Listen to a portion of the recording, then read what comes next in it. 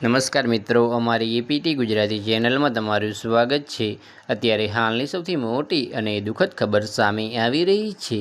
મહેસાણાના કડીમાં હૃદયદ્રાવક ઘટના। તો આની વિગતવાર વાત કરવામાં આવે તો તમને જણાવી દઈએ મિત્રો કે મહેસાણાના કડી વિસ્તારમાં દુર્ઘટનાજનક ઘટના બની છે।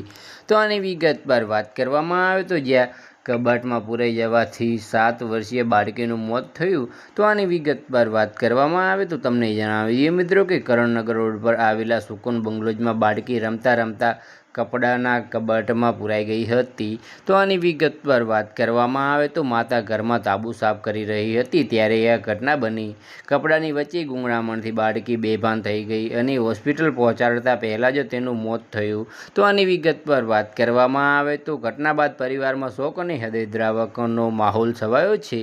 તો બસ આજ માટે આટલું જ, અને મારી યુટ્યુબ ચેનલ પર નવા હોય તો લાઇક, શેર અને સબસ્ક્રાઈબ કરી દેજો। ધન્યવાદ।